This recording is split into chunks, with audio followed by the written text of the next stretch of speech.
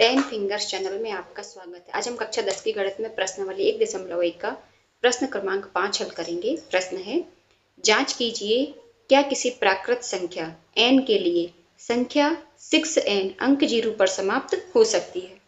तो इसका आंसर है नहीं हो सकती। क्यों नहीं हो सकती? क्योंकि 0 पर जब कोई भी संख्या समाप्त होती है तो उसके इकाई के अंक पर शून्य होना बहुत आवश्यक है। जैसे कि हम इसको एक एग्जाम्पल की मदद से समझते हैं। अब जैसे 10 है, इसके इकाई के अंक में शून्य है, तो इसके अभाज्य गुणनखंड क्या क्या होंगे? 2 गुणा 5, ये संख्या शून्य पर समाप्त हो रही है।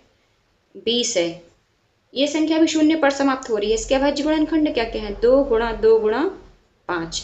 इसी तरह से 30 है, तो इसके अभाज्य गुणनखंड है 2 गुणा 3 गुणा 5। इसी तरह से मान लीजिए हमने 60 ले लिया, तो इसके अभाज्य गुणनखंड हो जाएंगे 2 गुणा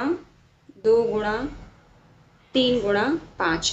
तो हमने क्या देखा कि कोई भी संख्या यदि 0 पर समाप्त हो रही है और यदि हम मान लीजिए 10 के ऊपर 2 की घात भी लगा दें, इन्होंने बोला है ना कि पावर है n के रूप में, मान लीजिए हमने 2 की घात लगा दी 10 के ऊपर, तो ये क्या हो जाएगा? 100 के अभाज्य गुणनखंड क्या क्या हो जाएंगे? ये 2 गुणा 5 गुणा 5। तो इन सब में हम एक क्या बात कॉमन देखते हैं कि जो भी संख्या शून्य पर समाप्त हो रही है उनके अभाज्य गुणनखंड में एक जोड़ा 2 गुणा 5 का होना बहुत आवश्यक है। यहाँ पर भी एक जोड़ा 2 गुणा 5 का है, यहाँ पर भी एक जोड़ा 2 गुणा 5 का है, इसमें भी देखिए यहाँ पर भी है। अब यदि हमने इसी में घात लगा दी 2 की और फिर देखा तो फिर भी एक जोड़ा जो है 2 गुणा 5 का जरूर होगा। अब जैसे इन्होंने कहा है 6n, तो जो 6n है इसमें क्या है? इसके अभाज्य गुणनखंड 2 गुणा 3 है, इसमें तो 5 है नहीं। 2 गुणा 5 होता तो ये अंक पे 0 पर समाप्त हो सकती थी, लेकिन यहाँ 2 गुणा 3 है तो ये तो 0 पर समाप्त नहीं हो सकती। 6n की जगह मान लीजिए ये 4n देते या 9n देते, तो ये कोई भी संख्याएं 0 पर समाप्त नहीं हो सकती थी। 4n क्या होता? ये जैसे 6, ये 2 इंटू 3 पावर ऑफ n हो जाएगा। ये 2 गुणा 2 के ऊपर n की घात हो जाएगी। ये 9 है, ये भी 3 गुणा 3 के ऊपर n की घात हो जाएगी। तो ये 0 पर कभी भी समाप्त नहीं हो सकती। मान लीजिए हम n की जगह कोई मान रख दें, 1 रख दें हम n की जगह, तो ये तो पूरा 6 ही आ जाएगा। n की जगह हमने 2 रख दिया, जैसे 2 गुणा 2 और इस पे 2 की घात लगा दी हमने, तो ये क्या हो जाएगा? 2 दूनी 4, 4 चौको 16। ये भी 0 पर समाप्त नहीं हो सकती। 0 पर समाप्त होने के लिए एक ही शर्त आवश्यक है कि उसके अभाज्य गुणनखंड है वो 2 गुणा 5 एक बार जरूर होना चाहिए। तो इसी बात को हमें यहाँ एक्सप्लेन करके लिखना है। मैं 3-4 लाइनों के रूप में इसको आपको बता रही हूँ, आप इसको अच्छे से थोड़ा 2-4 बार पढ़ेंगे तो याद हो जाएगा। कोई संख्या का इकाई का अंक शून्य तभी हो सकता है जब उसका अभाज्य गुणनखंडों में एक बार 2 गुणा 5 अवश्य आए।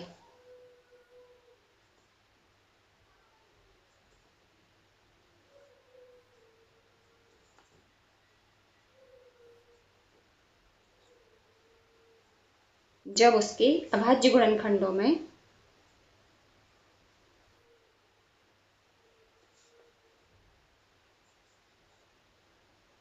एक बार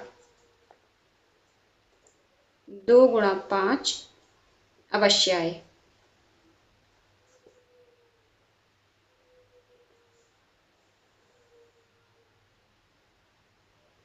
परंतु ये जो 6n है इसके अभाज्य गुणनखंड क्या क्या हो जाएंगे? हमने 6 के जैसे अभाज्य गुणनखंड निकाले, 2 से जाएगा 3 बार और फिर 3 से जाएगा 1 बार, तो ये हो जाएंगे 2 गुणा 3, इसके ऊपर हमने n की पावर लगा दी, तो इसके अभाज्य गुणनखंड जो हो गए वो हो गए 2 के ऊपर n की घात गुणा 3 के ऊपर n की घात, जो यह दर्शाता है कि 6 के अभाज्य गुणनखंड 2 गुणा 5 के रूप में नहीं है, इसलिए 6n कभी भी 0 पर समाप्त नहीं हो सकता।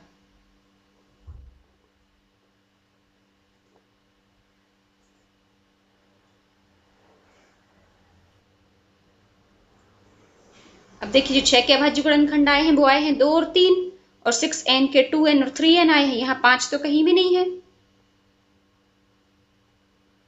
6 के अभाज्य गुणनखंड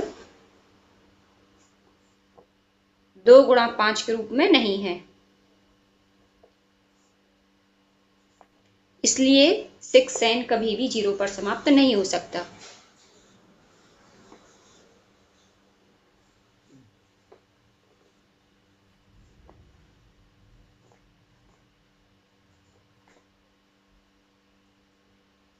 अब हमने n लिखा है और हमसे n के लिए क्या कहा गया है कि n एक प्राकृत संख्या है, इसका भी जिक्र कर देंगे किसी भी प्राकृत संख्या n के लिए।